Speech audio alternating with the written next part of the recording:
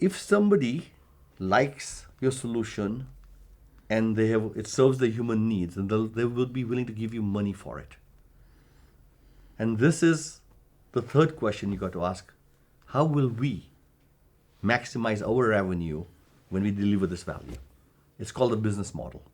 Two companies doing exactly the same thing, providing the same product or service, yet one company makes more money than the other. And it's the business model. And I think the business models are also changing, and your ability for your company to manage different kinds of business models is important, because typically companies are used to one business model and they try to impose that business model on every new idea they see. And often new potential breakthroughs require new kinds of business models. It's got to be simple.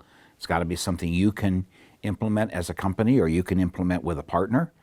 But it is important to test it against different business models. It's unlikely to be your current business model. So great business model is one that's able to onboard the customers as quickly as possible, to get the widest market in the shortest time, and to keep them loyal forever. So as you look at multiple business models, you got to ask, am I able to onboard clients quickly? Am I able to get the widest and the most number of customers easily? Am I able to keep them loyal because of some part of my business model forever? And that's a great business model. Now, as Ron said, it's not just one business model out there. There are about 20 business models you can test it on. Some business models are cost plus whatever profit you want, and that's the old model of business. But there are other business models which could be renting, it could be subscription, it could be giving a mortgage and partnering with somebody with a mortgage to get something to happen. It could be advertising. It could be basically partnering with somebody who has access to the market. So you can give them more channels. But there are many ways to look at business models. Ron, do you want to give some examples? Yeah, I mean, you could look at just how different businesses' opportunities are changing now. You're looking at the business model for even kind of rooftop solar installations.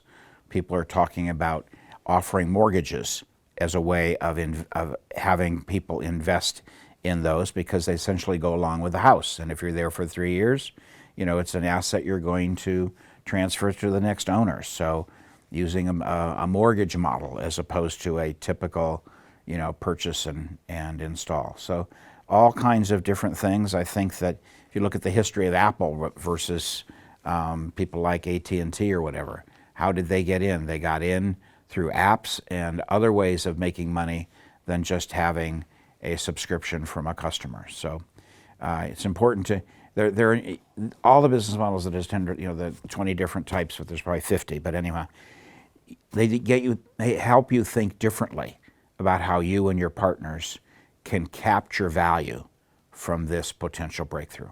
So just to give a few examples for you to think about business models, I love McDonald's because it's easy for us to talk about it.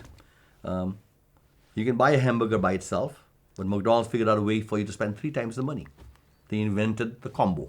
The combo gives you the hamburger, the Coke, and the fries. 3 times the revenue by just introducing the notion of a combo. It wasn't that made the hamburger better. Business model. They invented the idea of supersize. What a brilliant idea. You order something for $6 or $7, and then they say, would you like to supersize it? When you look at the supersize, it looks twice as big. And your stomach says, I don't think so. But your brain says, yep, it's free, I get a lot more. You ask, how much? And it says $2 more. For $2 more, you say yes. And they give you a bigger potato and a little bit more water. That $2 they get from you is the same profit they made of the first $6. They double the profit. When was the last time your business, your product, service, innovation doubled your profit? If you go into McDonald's, the kids are the ones over there with the Happy Meals. Why do you think the Happy Meals are there? The Happy Meals have converted your kids into the sales force. So without even paying them, the kids are telling the parents, we want to go to McDonald's. For 3 cents, the toy in the Happy Meal has converted your kids into a sales force. So their partners, the number one partners for sales, are kids. That's a business model. So think carefully about business models. And if you have a great business model, 2 companies having the same product and services, the one with a better business model will make more money, and therefore they will have a more sustainable future. So that was question number 3.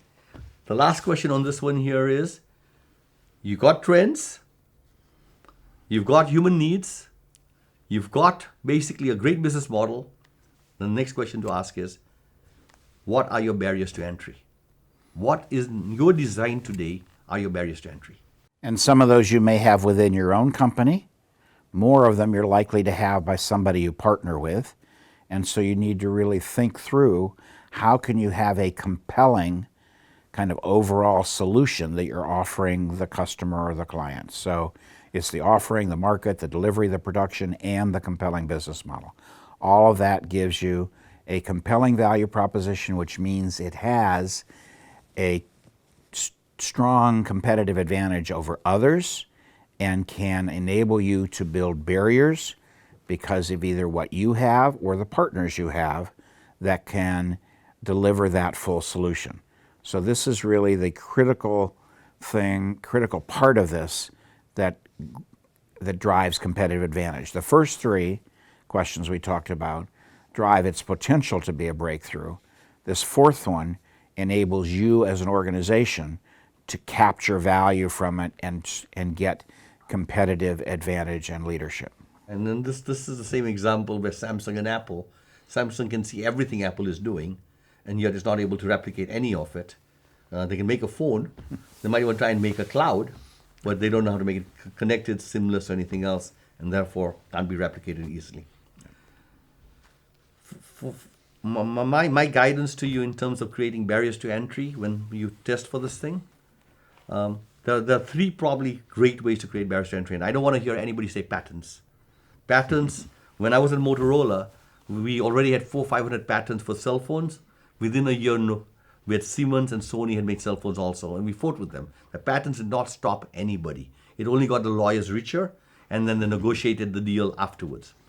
What you really want to do is to be able to stop people from copying you. And how do you do that?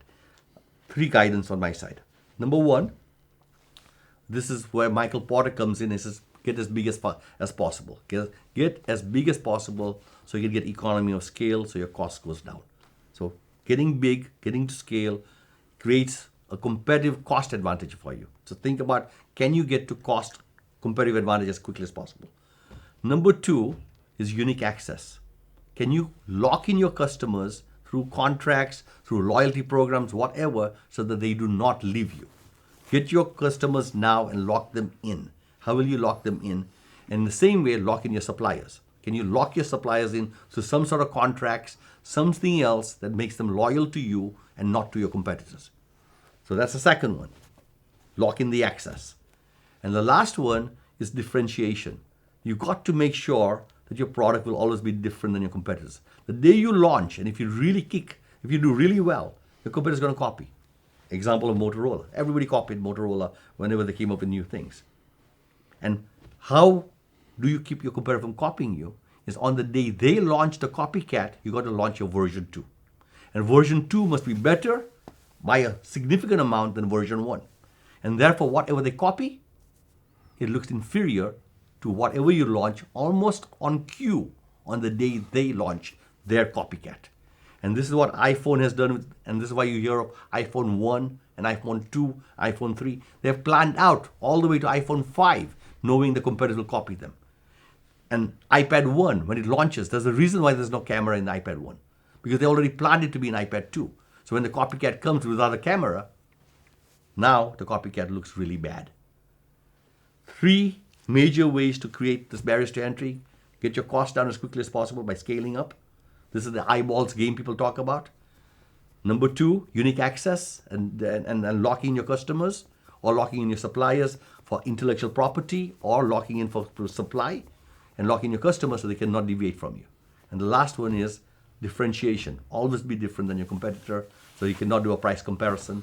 And as a result of it, you will always have a better version every year than last year. So that embodies a lot of what you kind of hear when people talk about the attacker's advantage or first to market, is that it is speed, it is also preparedness, be ready for what's next all the time, And don't ever get complacent. And don't feel that somehow a patent or a practice protects you from competition. There's always somebody who's trying to get the jump on you. In some part of the world, may not be in your home market, but there's somebody copying you. So you have to be out front, have those future generations in your hip pocket.